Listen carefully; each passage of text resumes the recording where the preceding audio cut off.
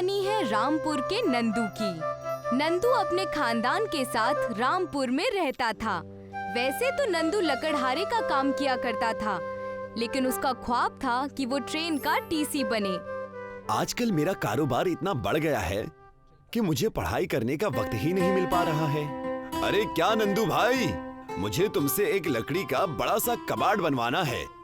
मैं बना तो दूंगा भैया, लेकिन काफी वक्त लगेगा। देख लो, हो सके तो कहीं और से बनवा लो। तुम बहुत भाव खाने लगे हो, अब पहले जैसे नहीं रहे। जाने दो, मैं कहीं और जाकर बनवा लूंगा। नंदू इतना अच्छा लकड़ियों का कारोबारी था कि सब उसी से अपना सामान बनवाते थे। इस वजह से नंदू अपने पसंद की नौकरी नहीं कर पाता था और ये बातें जाकर नंदू अपनी माँ रूपमती को बताता है। अम्मी, मैं हर एक चीज से परेशान हूँ। सब मुझसे ही अपना सामान बनवाना चाहते हैं और इस वजह से मुझे पढ़ने की बात तो दूर, मुझे सोने तक का समय नहीं मिल रहा। ये तो बड़ी अच्छी बात है जो तुम्हारे अंदर इतनी अच्छी कला है पैसे कमाने की, तो तुम्हें यही करना चाहिए। कहीं नौकरी वोकरी करने की क्या जरूरत है। मुझे ट्रेन का टीसी या मोटरमैन तो बनना ही है, चाहे जो हो जाए। तुम एक काम करो, आज शाम की ट्रेन पकड़कर अपने मामा के घर चले जाओ। कम से कम कुछ दिनों के लिए तुम्हारा दिमाग शांत रहेगा। ये बात आपने अच्छी कही अम्मी, मैं ऐसा ही करूँगा। कम से कम कुछ दिनों की मुझे मन की शांति तो मिलेगी। नंदू अपना सामान भर के रेलवे स्टेशन की ओर बढ़ जाता है और ट्रेन के आने का इंतजार करने लगता है। ट्रेन आने में बहुत वक्त लग रहा है, तब तक क्या करूं? आराम भी कितना करूं? उतने में ही वहाँ पर एक औरत आती है और नंदू से कहने लगती है, अरे नंदू, तुम यहाँ क्या कर रहे हो? कौन? मैंने आपको पहचाना नहीं। कई साल पहले तुमने मेरे घर का दरवाजा बनाया था। वो दरवाजा इतना मजबूत बना है कि आज भी वैसा का वैसा ही है।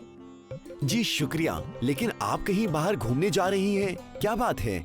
मैं कहीं घूमने नहीं जा रही हूँ। तुमने सुना नहीं? शहर के बाहर ट्रेन ड्राइवर और टीसी की नौकरी का एग्जाम चल रहा है। ये बात मैंने भी अखबार में पढ़ी थी। क्या इसमें मैं भी हिस्सा ले सकता हूँ? इसमें सारे पढ़े लिखे और ग्रेजुएट लड़के अपना सिलेक्शन चाहते हैं। वहाँ तुम जैसे लकड़हारे का क्या काम? तुम जाकर कहीं और का दरवाजा या कबर्ड बनाओ। नंदू को उस औरत की बात पर बेहद गुस्सा आता है और वो मामा के यहाँ न जाकर नौकरी पाने के लिए उस औरत का पीछा करने लगता है। यहाँ पर कितनी सारी बंद पड़ी ट्रेन है, लेकिन यहाँ हो क्या रहा है? तब नंदू की नजर वहाँ के सरकारी कर्मचारी पर पड़ती है। सारे नौजवान और लड़कियाँ जिस नौकरी को ढूंढने के लिए आए थे, वो उनसे कहता है, ये ट्रेन अंग्रेजों के जमाने से यहाँ बंद पड़ा है। जो भी इस ट्रेन का सही इस्तेमाल करेगा, हम उसे ही मौका देंगे। फिर तो मेरी नौकरी पक्की। सरकारी कर्मचारी उतना ही कहकर वहाँ से चला गया। तब नंदू उस औरत के पास गया। क्या मैं भी ट्रेन की सरकारी नौकरी के लिए इसमें हिस्सा ले सकता हूँ? तुम यहाँ भी आ गए? अरे ये कोई गुड्डा गुड्डी का खेल थोड़ी है जो तुम कर लोगे। उस औरत ने सबके सामने नंदू का मजाक बनाया। नंदू वहाँ से चला गया और सोचने लगा, इन सबको मैं इनसे अच्छी ट्रेन बनाकर दिखाऊंगा और उसे खुद ही चलाऊंगा। नंदू ने उसी वक्त सोच लिया और जंगल से कई सारी लकड़ियाँ काट कर ले आया और उससे असली ट्रेन बनाने की सोची, 8 पहियों वाली। नंदू दिन रात एक करके ट्रेन के आकार की एक नकली लकड़ी की ट्रेन बनाता है जो बिल्कुल ट्रेन जैसी दिखती है। पूरे गांव में ये बात फैल गई थी। नंदू की लकड़ी की ट्रेन के बारे में सबको पता चल गया था। ये बनकर तैयार है, इसे बस अब बाहर निकालना है। अगर ये चल गया तो सब गरीबों को इस लकड़ी की ट्रेन की मदद से मैं हर जगह घुमाऊंगा। बस इसमें इंजन लग जाए, मेरा काम हो जाएगा। नंदू हर जगह जाकर इंजन ढूंढने लगा। भैया, आपके पास ट्रेन का या किसी पुरानी गाड़ी का इंजन है क्या? ट्रेन का इंजन? तुम कहीं पागल तो नहीं हो गए हो ना? यहाँ ट्रेन का इंजन कैसे मिलेगा? देखो, मैंने एक लकड़ी की ट्रेन बनाई है। अगर आपके पास उसमें लगाने के लिए इंजन है तो मुझे दे दो।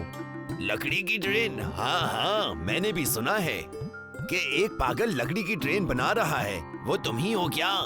हाँ हाँ, मैं ही हूँ। जब मेरी लकड़ी की ट्रेन चल जाएगी तब तुम्हें पता चलेगा।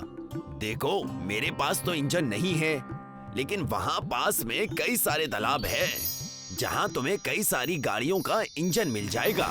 जो गाड़ी उस तालाब में डूब जाती है उसका इंजन वो इस्तेमाल नहीं करता। तुम जाकर वहाँ देख लो। नंदू उस दुकानदार की बात सुनकर उस तालाब के पास जाता है और तालाब में देखता है कि कई सारी भंगार गाड़ियाँ वहाँ पड़ी हुई हैं। उन गाड़ियों में से एक गाड़ी का इंजन वो निकालता है और वहाँ से जाने लगता है, लेकिन उतने में ही उस इंजन से एक रूह निकल कर आती है। तुमने मुझे इस तालाब से निकालकर आजाद कर दिया है। तुम्हारा बहुत बहुत शुक्रिया। नंदू उस रूह को देखकर घबरा जाता है और बस उस इंजन को लेकर वहाँ से भागने की कोशिश करता है। रुक जाओ, घबराओ मत। तुमने मेरी मदद की है, मैं तुम्हें कुछ नहीं करूँगा। मांगो, तुम मुझसे क्या चाहते हो? सच? मुझे बस ये इंजन चाहिए और कुछ नहीं। मुझे कुछ मत करो, मेरी कोई गलती नहीं है। जाओ, तुम ये इंजन ले जाओ। तुम जिस भी गाड़ी में ये इंजन लगाओगे, मेरी चमत्कारी शक्तियों की वजह से ये गाड़ी वहाँ सिर्फ 1 मिनट में पहुँच जाएगी। इतना कहकर वो रूह गायब हो गई। नंदू उस इंजन को लेकर अपने घर चला जाता है और जाकर अपने लकड़ी की ट्रेन में लगा देता है। उस इंजन के लगाते ही लकड़ी की ट्रेन चमक उठती है, मानो कि कोई जादू हो गया हो। नंदू की लकड़ी की ट्रेन जादुई लकड़ी की ट्रेन बन गई थी। इसे चलाकर देखता हूँ। हे मालिक, आज मेरा पहला दिन है। मैं सारी सवारी बैठाकर इसे बहुत बड़ी ट्रेन बना दूंगा। नंदू की लकड़ी की ट्रेन चलने लगी। कई सारे लोगों को वो 1 मिनट के अंदर ही उनके घर पहुंचा दिया करती थी। मेरी माँ अस्पताल में एडमिट है। क्या आप मुझे वहाँ पहुँचा सकते हैं? मैंने बहुत सुना है आपकी लकड़ी की ट्रेन के बारे में। अगर आपने ऐसा किया तो आपकी बड़ी मेहरबानी होगी। आ जाओ, सवारी छोड़ना और ले जाना यही तो मेरा काम है। आ जाओ। उस आदमी को जादुई लकड़ी की ट्रेन की मदद से नंदू ने तुरंत ही हॉस्पिटल छोड़ दिया। शुक्रिया नंदू भाई, मैं तुम्हारा एहसान जिंदगी भर नहीं भूलूंगा। ऐसे ही नंदू का नाम हो गया। लकड़ी की ट्रेन की मदद से सब बेहद खुश थे। ये बात सीमा को पता चली। तब सीमा ने उसके खिलाफ साजिश रचने की कोशिश की। इस नंदू के बच्चे का कुछ न कुछ तो करना ही होगा। ये सब कुछ उस इंजन की वजह से ही हुआ है। मैं वो इंजन ही लकड़ी की ट्रेन से चुरा लूंगी। ना रहेगा बांस और ना बजेगी बांसुरी। और सीमा ने वैसा ही किया। उस इंजन को चुराने वो नंदू के घर के पास चली गई।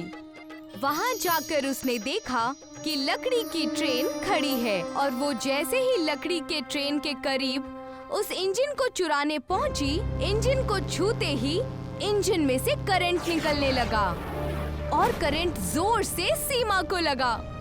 ओह, ओए माँ, करंट, करंट! सीमा की चीखें सुनकर नंदू वहाँ पहुँच गया और लकड़ी के बाज से उसे इंजन से अलग किया।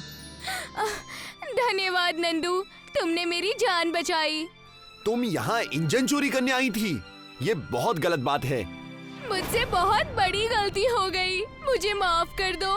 मैं तुम्हें तब माफ करूंगा जब तुम मेरे साथ इस लकड़ी की ट्रेन में काम करोगी। ये भी कोई पूछने की बात है? मैं जरूर करूंगी। सीमा और नंदू मिलकर अब सबको लकड़ी की ट्रेन की मदद से अपने अपने घर पहुंचाने लगे। हरिया और धारा एक मुफलिस जोड़े थे। इनका एक फर्जंद था, गोपाल। गोपाल पढ़ाई लिखाई में बेहद होशियार था। हमेशा जमात में अव्वल आया करता था। देखिए अब्बा, मैं फिर से अव्वल आया और इस मर्तबा मास्टर जी ने मुझे चॉकलेट भी दिया है। वाह, बहुत खूब बेटा। ऐसे ही हमेशा हमारा नाम रोशन करना गोपाल। जी अम्मी।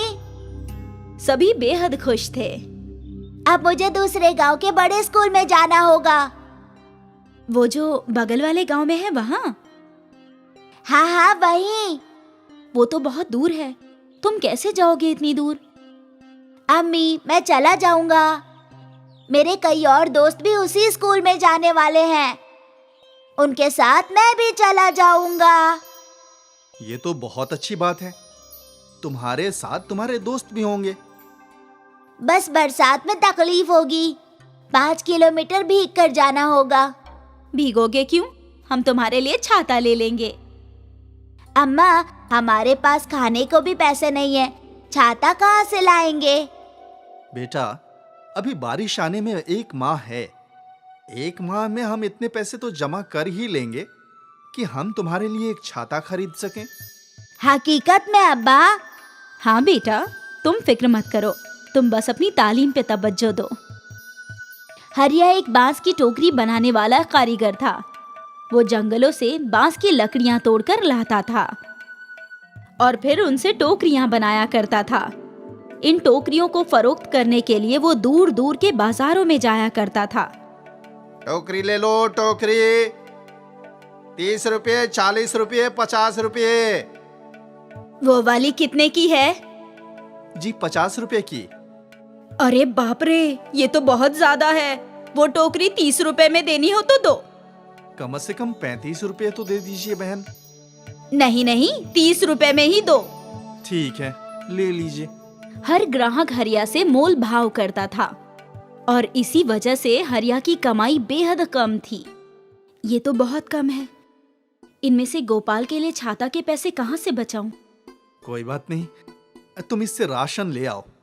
कल मैं देखता हूँ, शाम को बाजार भेज आऊंगा। शायद और टोकरियां फरोख्त हो जाएं। ठीक है। हरिया और धारा छाते के लिए पैसा जमा करने लगे, लेकिन पूरे माह में वो लोग 100 रुपए भी नहीं बचा पाए। इतने कम पैसों में छाता कहाँ से आएगा? मालूम नहीं। एक तो बारिश भी शुरू हो चुकी है। अब गोपाल स्कूल कैसे जाएगा? हे कुलदेवी, हमारी मदद कीजिए। दोनों ने अपनी कुलदेवी से प्रार्थना की। उस रात पूरा खानदान बारिश की सोचकर ही परेशान था। गोपाल की आंखें तो खिड़की पर टिकी थी। बाहर तेज बारिश देखकर वो सोच रहा था, अब स्कूल कैसे जाऊंगा? इतनी तेज बारिश में तो सारी किताबें भी भीग जाएंगी। मालूम होता है कल स्कूल से छुट्टी लेनी होगी। हे देवी माँ, मेरी मदद कीजिए। गोपाल के साथ साथ हरिया भी बेहद परेशान था। अगली सुबह बारिश और तेज हो गई। अम्मा, ये बारिश तो रुकने का नाम ही नहीं ले रही है। मुझे स्कूल जाना है। फिक्र ना करो गोपाल, बारिश रुक जाएगी। गोपाल पूरे दिन बैठकर बारिश को देखता रहा। वो मायूस था। उसे स्कूल जाना था पढ़ने, लेकिन इतनी बारिश में स्कूल जाने के लिए उसके पास कोई छाता नहीं था।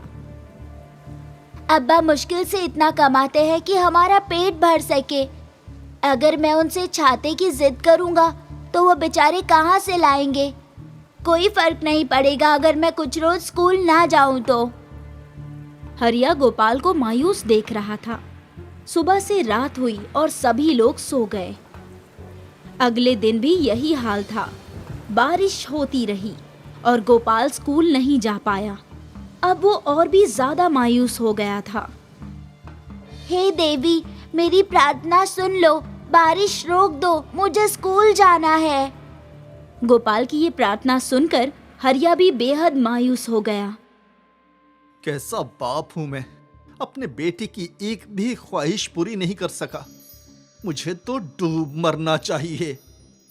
ये दिन भी गुजर गया और तीनों खाना खाकर सो गए। हरिया के ख्वाब में उसकी कुलदेवी आई। हरिया, तुम खुद को इतना लाचार ना समझो। तुम्हारे हाथों में तुम्हारी परेशानी का हल है। मैं समझा नहीं देवी माँ। तुम बांस और लकड़ियों का छाता बनाओ। बांस का? जी देवी माँ। और फिर हरिया की नींद खुल गई। उसने घर में पड़ी लकड़ियां तलाशी और बांस भी, और फिर लकड़ियों और बांस को जोड़कर एक छाता बना दिया। सुबह जब गोपाल उठा तो उसके बगल में एक छाता था। लकड़ी का छाता? ये आपने बनाया अब्बा? हाँ बेटा, अब तुम स्कूल जा सकते हो। वो भी बगैर भीगे। शुक्रिया अब्बा, बहुत बहुत शुक्रिया। उस रोज गोपाल खुशी खुशी स्कूल के लिए तैयार हुआ और अपना लकड़ी और बांस का छाता लेकर निकल गया। रास्ते में कई लोगों ने लकड़ी के छाते को घूर घूर कर देखा। जब वो स्कूल पहुंचा तो उसके मास्टर जी की नजर उसके छाते पर पड़ी। मुनफरीद, ये बांस का छाता किसने बनाया? मेरे वालिद ने। पुरजलाल, मैंने इससे अच्छा छाता इससे कब्ल नहीं देखा। क्या तुम्हारे वालिद मेरे लिए भी ऐसा छाता बनाएंगे? हाँ, बनाएंगे जरूर। चलो तुम्हारे घर चलते हैं। गोपाल मास्टर जी को अपने घर ले आया। आपका हुनर पुरजलाल है। क्या आप मेरे लिए ऐसे 10 छाता बना सकते हैं? हाँ जरूर मास्टर जी। मास्टर जी ने हरिया को 1000 रुपए दे दिए। कम तो नहीं है, काफी है। पहली मर्तबा हरिया को एक साथ 1000 रुपए मिले थे। इतने पैसे देखकर वो बेहद खुश था। पूरी रात उसने लकड़ी और बांस के छाते बनाए और अगले दिन सारे छाते मास्टर जी को दे दिए। फिर क्या था, हरिया को बांस के छाते बनाने की फरमाइश आने लगी। वो छाते बनाता गया और छाते धड़ाधड़ फरोख्त होते गए। हरिया ने अपने दोस्तों को भी अपने पास नौकरी पर रख लिया था। एक ही माह में हरिया की किस्मत बदल गई। उसने इतने सारे पैसे कमा लिए जो उसने पूरे साल में नहीं कमाए थे। फिर एक रोज एक कारोबारी हरिया के पास आया। जनाब हरिया, आपके ये बांस के छाते की तरकीब बहुत ही शानदार है। इसकी वजह से बर्बादी भी कम होती है। इस इको फ्रेंडली छाते को मैं अपने सभी मॉल में फरोख्त करना चाहता हूँ। मैं कुछ समझा नहीं साहब। अब्बा, ये लोग कह रहे हैं कि आपकी लकड़ी के छाते की वजह से आलूदगी कम हो रही है। वो आपके ये छाते बड़ी बड़ी दुकानों में फरोख्त करना चाहते हैं। आपको फरमाइश देने आए हैं। मुझे हर हफ्ते 1000 छाता चाहिए। ये लीजिए पेशगी। उस शख्स ने हरिया को 1,00,000 रुपए दिए। जिंदगी में पहली मर्तबा हरिया ने 1,00,000 रुपए देखे थे। हरिया ने गांव के और लोगों को भी काम पर रख लिया। वो सब कड़ी मेहनत करते रहे और बांस के छातों की सुपुर्दी देने लगे। देखते ही देखते हर मॉल में हरिया के बांस के छाते फरोख्त होने लगे और हरिया को एक बहुत ही अहम इनाम से नवाजा गया। उसके इको फ्रेंडली लकड़ी के छाते पूरी दुनिया में धूम मचा रहे थे। देवी माँ, आपका बहुत बहुत शुक्रिया। आपने बिल्कुल सही कहा था। मेरी परेशानी ही मेरा हल है। उस रोज हरिया को जिंदगी की एक बहुत अहम सबक का इल्म हुआ। उसे समझ आ गया कि जिस बारिश को वो परेशानी समझ रहा था, वही बारिश उसकी किस्मत को खोलने का रास्ता था। इसलिए दोस्तों, परेशानियों से भागने में नहीं, बल्कि उन्हें हल करने में ही कामयाबी है।